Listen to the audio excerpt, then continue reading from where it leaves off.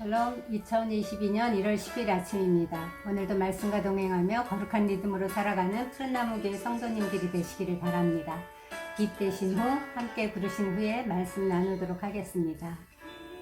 대신 주 어둠 가운데 비추사 내 눈 보게 하소서.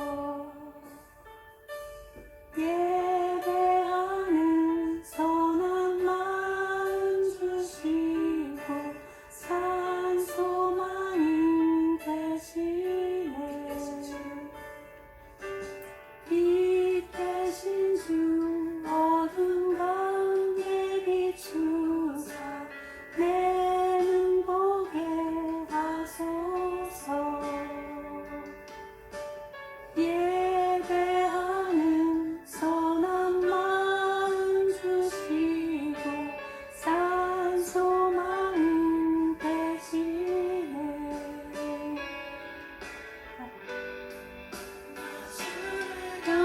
경배하리 엎드려 절하며 고백해 주 나의 하나님.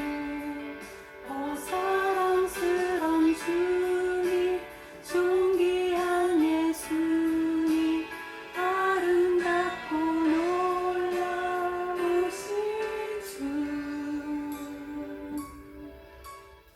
여러분이 아침에 말씀 나눌 때 찬양 잘 안 들으시고 패스하는 거 압니다. 근데 오늘 이 찬양은 오늘 요한복음 9장 말씀과 너무나 연관이 있어서 이 찬양을 꼭 부르고 싶었습니다. 오늘 함께 나눌 말씀은 요한복음 9장입니다. 요한복음 9장에는 예수님의 7대 표적 중 6번째 표적이 나옵니다. 요한복음의 저자인 사도 요한은 20장에서 이렇게 말했습니다. 예수께서 이 책에 기록되지 아니한 다른 표적도 많이 행하셨으나 오직 이것을 기록함은 너희로 예수께서 하나님의 아들 그리스도이심을 믿게 하려 하며 또 너희로 믿고 그 이름을 힘입어 생명을 얻게 하려 함이니라. 그가 요한복음을 왜 썼는지 그 저장 목적을 이렇게 분명하게 기록했습니다. 그런 점으로 이제 미루어 봐서 이 요한복음의 모든 표적들은 모두 우리에게 예수님이 누구신지를 계시하고 그를 믿어서 생명을 얻게 하려는 특별한 의도성을 가지고 기록되었다고 볼 수 있습니다. 그렇다면 주님은 오늘 어떤 목적을 가지고 이 표적을 행하셨을지 한번 살펴보도록 하겠습니다. 먼저 9장 1절로 12절에는 날 때부터 맹인된 사람을 치료하시는 사건이 나옵니다. 주께서 길을 가시다가 태어날 때부터 맹인된 사람을 만나십니다. 제자들이 랍비여, 이 사람이 맹인으로 난 것이 누구의 죄로 인함이니까? 자기니까 그의 부모이니까? 라고 질문합니다. 우리가 앞서 욥기를 통해서 이미 익히 배웠듯이 당시 사람들에게는 이런 인과응보적인 세계관이 얼마나 뿌리 깊게 자리 잡고 있는지를 확인할 수 있는 질문입니다. 당시 유대 세계에는 죄가 없이는 죽음이 없고 악함이 없이는 고난이 없다라는 철저한 흑백 논리와 인과응보의 원리가 지배하고 있는 세상이었습니다. 그들은 심지어 아기도 태 속에서 죄를 지을 수가 있고 부모의 죄로 인해서 그 자손에게 끔찍한 형벌이 주어질 수 있다고 믿었습니다. 그러기에 예수님의 제자들조차도 그런 세계관을 벗어나지 못하고 지금 이런 질문을 하고 있는 것입니다. 그러자 주님은 그들에게 대답하십니다. 그에게서 하나님이 하시는 일을 나타내고자 하시니라. 그 누구의 죄나 누구의 잘못 때문이 아니라 하나님이 하시는 일을 나타내시기 위함이라고 너무나 뜻밖의 대답을 하셨습니다. 그렇다고 이 질문을 우리가 잘못 해석하면 큰일 납니다. 자칫하면 마치 세상에 있는 모든 장애, 모든 이런 고통스러운 일, 소경된 일, 이런 일들이 하나님의 일을 위해서 일부러 계획된 불행이라고 오해할 수 있기 때문입니다. 하지만 이 말씀은 그런 뜻이 아닙니다. 원문을 보다 더 정확하게 해석하자면 그가 보지 못함으로 인해 너희들은 하나님께서 그를 위해 일으키시는 기적을 볼 것이다 라는 뜻입니다. 이 말씀에 의하면 우리에게 있는 어떤 큰 문제는 하나님이 역사하시기 위한 도구라는 사실을 알 수 있습니다. 주님은 이렇게 제자들의 왜곡된 시각과 관점을 바로잡아 주신 후에 때가 아직 낮이니까 나를 보내신 이의 일을 우리가 하여야 하리라 라고 말씀하십니다. 밤이 오리니 그때는 아무도 일할 수 없느니라 라고 말씀하셨습니다. 물론 여기서 낮은 주님이 세상에 계실 때를 의미하고 밤은 주님이 세상에 계시지 않을 때를 말합니다. 이 말씀 속에는 예수님의 십자가 죽음이 암시되어 있습니다. 그런데 여기서 제 눈을 붙잡은 말씀은 주님은 때가 아직 낮음에 나를 보내신 이의 일을 내가 하여야 하리라 라고 말씀하시지 않고 우리가 하여야 하리라 라고 말씀하신 부분입니다. 예수님만이 아니라 예수님의 제자된 우리들 역시 하나님의 일을 행해야 할 책임이 있다는 말씀입니다. 세상에 비치신 예수님께서 우리에게 세상에서 그 빛으로서의 역할을 감당하라고 사명을 주시는 것입니다. 예수님이 행하신 그 일을 우리에게 이제 바톤을 넘겨주시는 것입니다. 눈 멀어서 어두운 이 세상 가운데 이제 너희는 일어나 빛을 발하라 라는 사명을 주신 것입니다. 감히 우리 같은 자들, 연약하고 죄인인 우리 같은 자들을 하나님께서 그 하나님 나라의 일에 동참하도록 우리를 초청하신 것입니다. 어떤 감동이고 어떤 감격인지 모릅니다. 나 같은 자를 부르셔서 주님의 빛이 되어 혼돈과 공허와 어둠이 가득한 이 세상에서 그것들을 몰아내는 빛으로 살라고 말씀하시다니 어떤 감사인지 모릅니다. 제 안에서 이 말씀을 들으면서 주님, 제가 그리 살기 원합니다. 주님, 저를 그리 사용하여 주세요. 이런 기도가 터져 나오는 것을 느꼈습니다. 이어서 주님은 매우 독특한 방식으로 치료를 시작하십니다. 주님은 진흙을 이겨서 거기에 침을 뱉어서 그 진흙을 눈먼 자의 눈에 바르셨습니다. 이처럼 구체적이고 특별한 치료법은 요한복음에만 나옵니다. 말씀으로 천지를 창조하신 분이시니 그저 말씀만 하셔도 충분하셨을 것입니다. 하지만 유독 그에게는 흙에 침을 섞어서 개어서 그의 눈에 바르시는 이런 독특한 방식을 행하셨습니다. 왜 그러셨을까요? 여러 가지 해석들이 있지만 많은 학자들은 주님이 지금 아담 창조를 재현하고 계시는 거라고 해석합니다. 요한복음에 나오는 7가지 표적은 모두 다 예수님께서 이루어 가시는 새 창조를 통해서 창조주 하나님을 계시하는 일과 다르지 않습니다. 지금 예수님은 맨 처음에 사람을 흙으로 창조하시고 그 코에 생기를 불어넣어서 생명을 만드시던 그 창조주 하나님의 그 역사를 지금 재현하고 계시는 것입니다. 또한 이것은 동시에 그 소경의 믿음을 시험하기 위한 것이기도 했습니다. 그는 예수님의 침으로 이겨진 진흙을 두 눈에 바르고 실로암 못까지 가야만 했습니다. 실로암은 보냄을 받았다는 뜻입니다. 누가 먼저 보냄을 받았을까요? 네, 예수님이 하나님 아버지로부터 이 땅에 보냄을 받으셨습니다. 보냄 받으신 그분이 오늘은 누구를 또 보내십니까? 맹인을 실로암으로 보내고 계시는 것입니다. 맹인은 사람들의 수군거림과 비웃음을 받으며 그곳까지 내려가야만 했습니다. 말씀에 의지해서 보냄받은 곳 그 실로암 못에 가서 눈을 씻어야만 했습니다. 그렇게 주님의 말씀을 믿고 순종했을 때에야 비로소 그 눈이 밝아지는 일을 경험합니다. 우리는 여기서 주님이 무엇을 말씀하시든 무슨 요구를 하시든 순종해야 한다는 것을 배웁니다. 지금까지 아마 우리는 내 생각에 합당하면 순종하고 내 생각에 불가능하다고 생각되면 불순종하고 그렇게 살았는지도 모릅니다. 저는 그런 적이 많습니다. 그러나 오늘 이 사건은 그렇게 해서는 우리가 기적을 보지 못한다는 것을 보여줍니다. 내 감정, 내 생각, 내 판단, 내 경험을 다 내려놓고 주님 말씀하시면 말씀 그대로 순종하기 원합니다.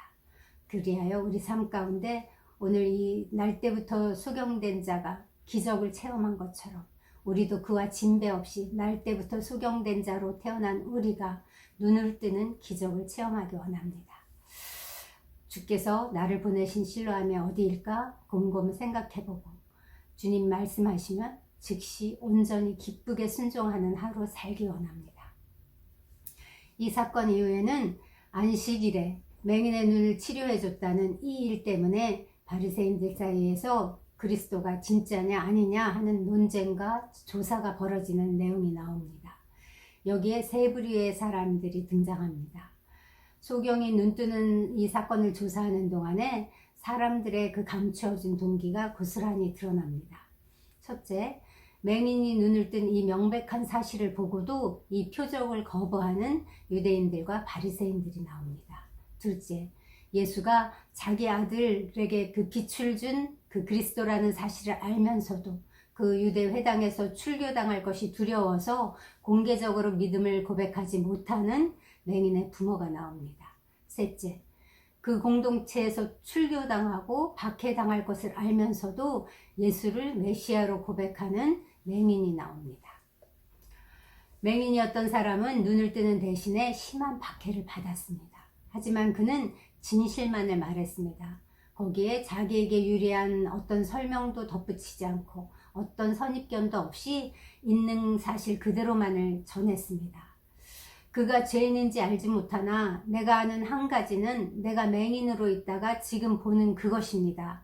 내가 이미 일렀어도 당신들이 듣지 않더니 왜 자꾸만 물으십니까? 당신들도 그의 제자가 되려 하십니까? 나는 창세 이후로 맹인으로 난 자의 눈을 뜨게 했다는 말을 들어본 적이 없습니다. 이 사람이 하나님께로부터 오지 아니하였으면 이런 일은 할 수 없습니다. 라고 그가 압박에도 불구하고 이렇게 담대하게 말할 수 있었던 것은 자기가 만난 그 사람이, 자기를 구원해준 그 사람이 주님이란 사실을 알았기 때문입니다. 그는 육적인 눈만이 아니라 영적인 눈도 뜨게 된 것입니다. 주를 만나 영적인 눈까지 뜨게 된 그의 삶은 장애에서 정상으로, 불행한 삶에서 행복하고 편한 삶으로 바뀌었을까요? 그렇지만은 않습니다. 이 놀라운 기적을 경험한 그는 결국 회당에서 출교당하고 말았기 때문입니다.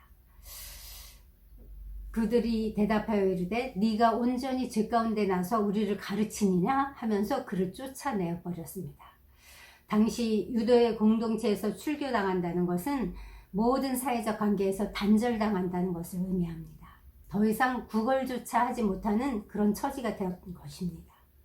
예나 지금이냐 사탄은 먹고 사는 일에 대한 불안과 두려움으로 사람들을 조종하고 지배하려고 듭니다. 그러나 진정으로 주님을 만난 자는 그 일이 더 이상 그를 만지지 못합니다. 오히려 그 일로 인해서 그의 삶에 예수님의 능력과 하나님의 영광이 드러날 뿐입니다. 그것으로 그의 존재 이유와 목적이 이미 이루어진 것이기 때문입니다.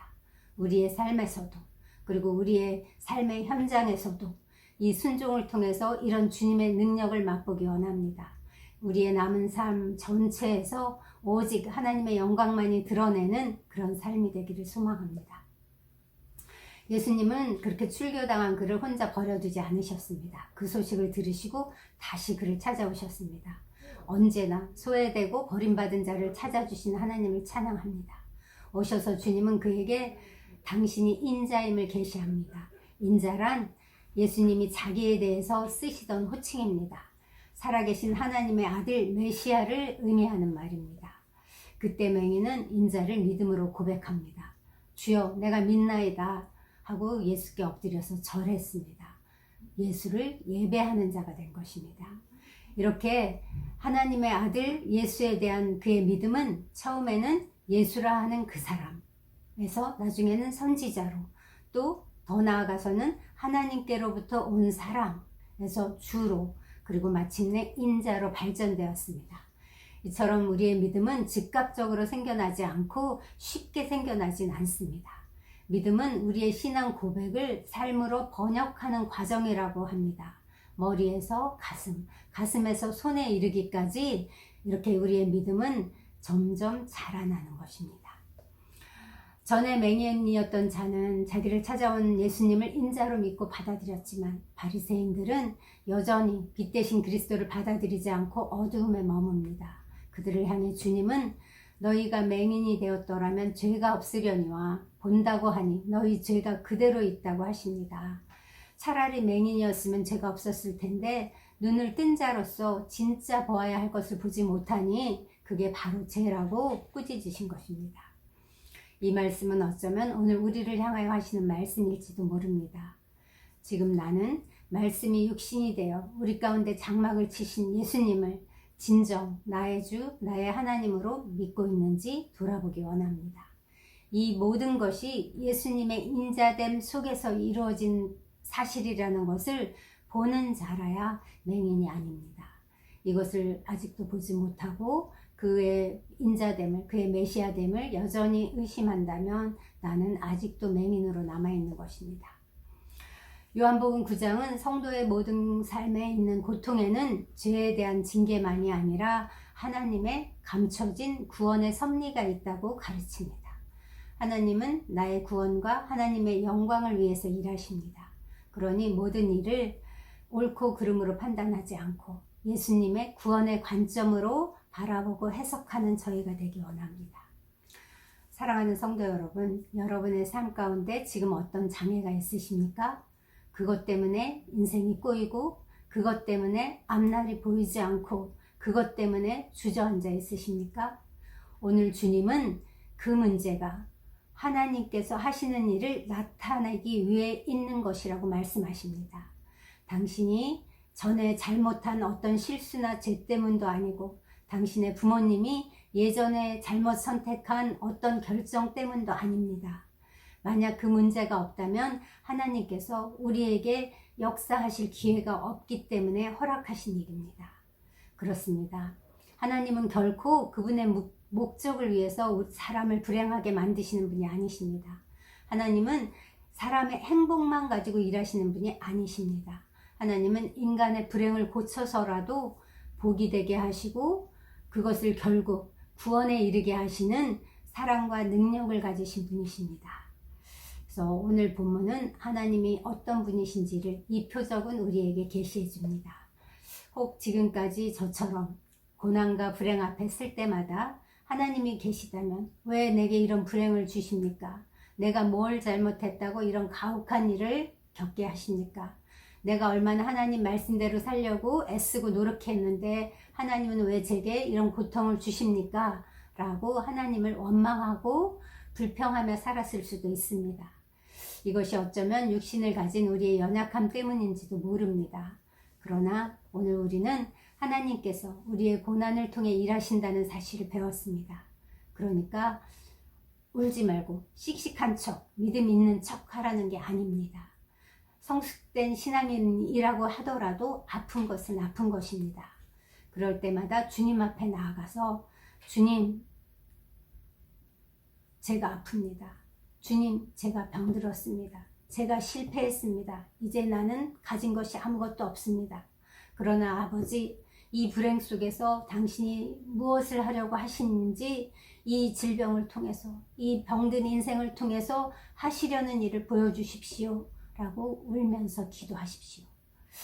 지금 비록 우리가 다 이해할 수 없을지라도 내가 당하고 있는 이 가난과 고통과 질병을 통해 하나님이 하시고자 하는 그 일을 이루시도록 나의 존재와 나의 문제를 내어 맡기는 성숙한 그리스도인, 성숙한 푸른나무 교회 성도님들이 되시기를 주님의 이름으로 축원합니다.